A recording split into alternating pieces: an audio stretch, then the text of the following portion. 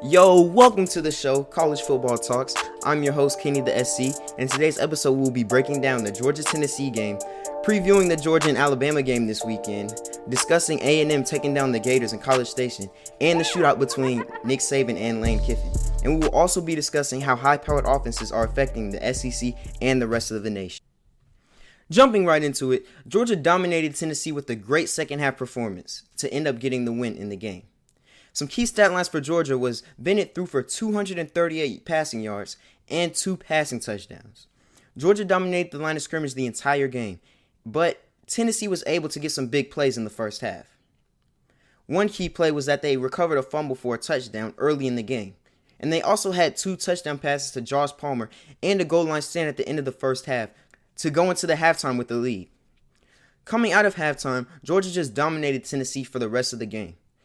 The Bulldog defense held Tennessee to a net gain of -1 rushing yards, and they were consistently pressuring Garantano and forcing turnovers. So this leaves us with the question, how does Georgia match up against Alabama? The story of the game is going to be Georgia's elite defense against Alabama's phenomenal offense. For Alabama, Mac Jones has been playing sensationally well and is the cause of many big plays. He has very great receivers and pure athletes such as Devontae Smith, John Mechie, and Jalen Waddle, who can just outrun anybody. They will have to be the source for generating big plays against that stout Bulldog defense.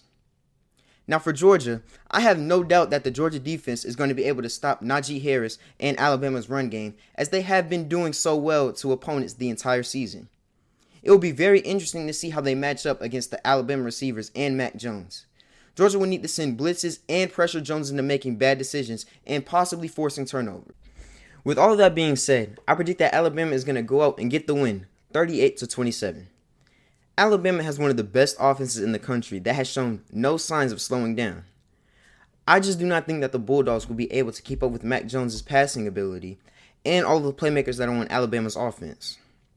I do think, however, that Bennett will play a very good game. Alabama's defense has been struggling in the last few games, and I do expect Georgia to have some big plays and keep it competitive for most of the game. But I just don't think that they will have enough to go out there and get the win. Florida falls to Texas A&M in a shootout in College Station. Some key stat lines for Florida were Kyle Trask threw for 312 passing yards, 4 touchdowns, and Kadarius Toney had 7 receptions for 92 yards and 2 receiving touchdowns. Key stats for A&M were Kellen Mond threw for 338 yards and 3 touchdowns. Running back Isaiah Spiller had 174 yards on the ground and 2 touchdowns on 27 carries. This game really displayed how weak the Florida Gators defense is. The Gator defense couldn't get off the field on third down. They gave up an 80% third down conversion to Texas A&M. And in the second half, they could not stop the Aggies' run game and continued to give up big plays.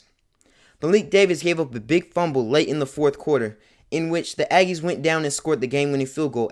The future of the Gators is up in the air right now, with them having an outbreak and having 21 players tested positive. Many Gator fans are demanding that they fire the defensive coordinator Todd Grantham, especially with the performance of their defense this season, looking as of a fraction of what they were last year. They will have to make adjustments if they want any hope of competing in the SEC East and even the college football playoff.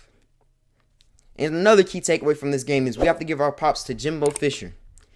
He went out and got his first top 10 win with having a record of 0-8 during his tenure at A&M. Kellen Mond played phenomenal and did everything he needed to do in order for them to get the win. They showcased that they have a consistent offense and a decent enough defense to give the Gators trouble. The Aggies are going to have to continue to play well. Last Saturday, they looked like they were the second best team in the West, only being behind Alabama, of course. Even though LSU and Auburn seem to be struggling right now, we cannot count them out because A&M is known for underperforming in crucial games, and they are a big part of how the West that will shape out this year. One of the key headlines from this past weekend were Alabama outlasts Ole Miss in Oxford, Mississippi in a high-scoring duel. Some key stat lines for Alabama were Mac Jones, he threw for 417 yards, 2 touchdowns, and Najee Harris rushed for 206 yards and 5 touchdowns. Key stats for Ole Miss was their quarterback Corral threw for 365 yards and 2 touchdowns, and receiver Yeboah caught 7 passes for 181 yards and 2 touchdowns. Now, This game was signified by offensive firepower. Ole Miss and Alabama were going back and forth the entire game, and it was tied at 42 early in the fourth quarter after an Ole Miss touchdown run. Kiffin really wanted to get the upper hand against Saban, especially since his departure from Alabama a few years ago. Ole Miss has a really good offense and is looking for a standout win. The Rebels will give teams like Auburn and LSU, who have been struggling the past few weeks, some trouble later in the season. Now, the takeaway from Alabama was Saban still remains undefeated against assistants and has one of the best offenses in the country to back him up this year.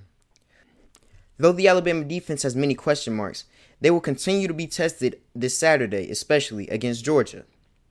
It seems as though Alabama has an easy walk to the SEC championship game, and they are favored in every single game for the rest of the season. The past few years has asked many people the question, what has happened to SEC defense? SEC games from the past weekend have averaged around 78 points per game between the two teams.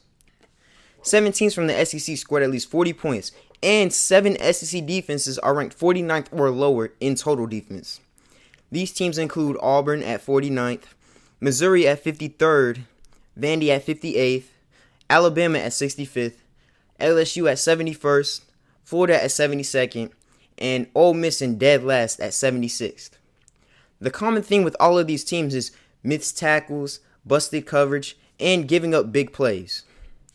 I believe that this is a result of high tempo and fast-played offenses entering into the league, but also not having spring football and only being limited to fall camp plays a factor as well. The game is changing right in front of our eyes, and it is hard to see the difference year to year. A perfect example of this is in 2011 when Alabama and LSU played the first time in Tuscaloosa. It was a very defensive-centered game, so much so that there was not a single touchdown scored in the game, and the game ended 9-6 in an LSU victory. Now, if we fast forward to last year in 2019, between Alabama and LSU, the same teams, it was one of the most high-scoring games in a shootout between the two teams. That game ended 46-41. Now, this just goes to show how the dynamic of football has changed over the last decade. Many teams and coaches are transforming their program into a new high-tempo and heavy-scoring offense that relies on big plays to win football games. This is going to shape how football in the SEC and country is played in the future.